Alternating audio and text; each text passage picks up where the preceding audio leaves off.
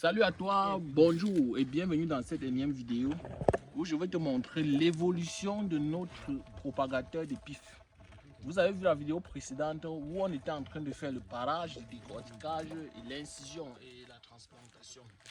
Maintenant, il est question dans cette vidéo de vous montrer là où nous sommes et de vous montrer les projets qu'on a pour ces propagateurs. C'est parti pour la vidéo. Salut à toi, bienvenue sur la chaîne. Je suis Romuald Ferro15. Sur cette chaîne, nous parlons d'agriculture, nous parlons d'élevage et nous parlons en réalité de comment optimiser l'agriculture ou l'élevage à travers les bonnes semences ou des bonnes races.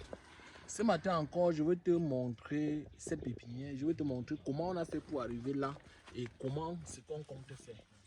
En réalité, j'étais dans notre pépinière de Balmayo aussi où j'essayais de te montrer comment on fait les pifs. Je t'ai montré comment on fait le choix des rejets pour les pifs. Je t'ai montré dans la vidéo précédente comment on fait le parage, comment on fait le décortiquage, comment on fait l'incision, comment on transplante les pifs, quel type de substrat on utilise pour produire les pifs. Mais dans cette autre vidéo, je vais te montrer quelque chose de spécial, quelque chose d'impératif.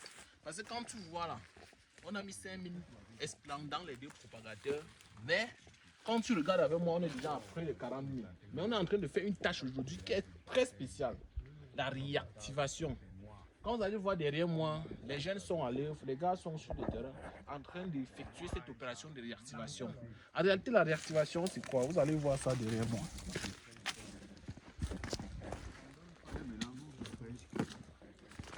Bon, ici, vous voyez que plein de jeunes sont là pour apprendre. Les jeunes sont au four et au moulin pour essayer de comprendre et de savoir comment cette multiplication se fait. Pendant que certains sont en train de boire, certains sont en train de voir les matchs des lions et des éléphants, d'autres sont sur le terrain en train de vouloir comprendre et savoir comment on peut faire pour ne pas aller au Canada. Bon, en réalité, ce qu'on fait aujourd'hui, c'est quoi? On est en train de faire ce qu'on appelle l'opération de réactivation. La réactivation, en réalité, ça consiste à faire quoi? Quand vous regardez ces esplans qu'on a incisés, vous voyez que ça a donné deux gros autres plantules. Il y a un plantule ici et un autre plantule de l'autre côté.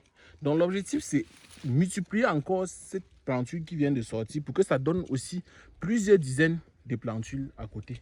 Donc ça se passe un peu très simple.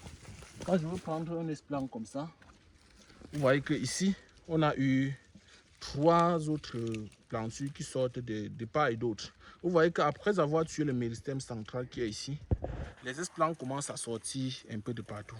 Donc en réalité, ce qu'on doit faire, c'est qu'on doit essayer de tuer le méristème central de ces trois autres esplans pour que ça donne encore plusieurs autres. Regardez comment ça se fait. Il faut avoir ton couteau, tu as seulement besoin de ça. Tu coupes. Comme tu vois, je suis en train de couper. Tu fais la même chose ici. La même chose de ce côté-ci.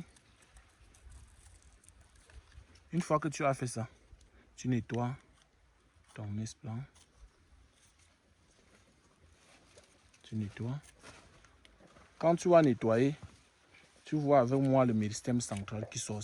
Voici ce qu'on appelle le méristème central. Donc l'objectif, c'est de tuer ce méristème central pour que le bourgeon principal ici ne continue pas de grandir. Maintenant, d'autres esplans vont sortir tout autour d'autres plantules vont sortir tout autour de ces esplans, autant pour moi. Et donc l'objectif, c'est de faire quoi? Je fais une incision au milieu. Je fais une autre. Je fais une troisième. Et parfois une quatrième. Parce que ici, l'esplan est un peu plus grand. Soit qu'une fois que j'ai fait ça, je fais la même opération ici. Je fais la même opération là-bas. Quand tu vois après, ceux qui sont encore plus jeunes, on va encore les remettre dans le propagateur au fur et à mesure. Et après 2 semaines, dans ce propagateur, on aura au moins 100 000 plantules. Donc si tu as besoin des plantules pour faire ta pépinière des trucs de banane plantain, tu peux nous contacter. Mais nous préférons toujours qu'on nous contacte un peu plus tôt. Parce que quand tu nous contactes tôt, on essaie de comprendre ton besoin, de voir la quantité d'esplans que tu veux, de voir la variété que tu veux en fonction de la zone agroécologique que tu as choisie pour t'exercer. Et nous faisons tout pour te donner des plantules de qualité. Et on te fait aussi le suivi. Quand vous regardez, il y a beaucoup de jeunes qui travaillent avec nous. Donc, on peut vous envoyer un jeune pour vous faire la transplantation de ces esplans et pour vous dire, est-ce que vous allez faire l'ombrière sur ça, quel taux d'arrosage vous devez utiliser. Donc, nous faisons cet accompagnement-là jusqu'au planting parce que Même quand vos esplants ou vos plantules sont déjà prêts, nous faisons aussi des opérations de piquetage, de trouaison et de planting à travers nos tarières motorisées. Et si vous-même vous avez besoin d'acheter une tarière motorisée, vous pouvez toujours nous contacter pour que nous mettons à votre disposition des tarières de haute gamme avec parfois 3 mèches en fonction de votre besoin. Donc j'espère que la petite vidéo t'a été intéressante. Si elle a été intéressante, tu fais 3 choses.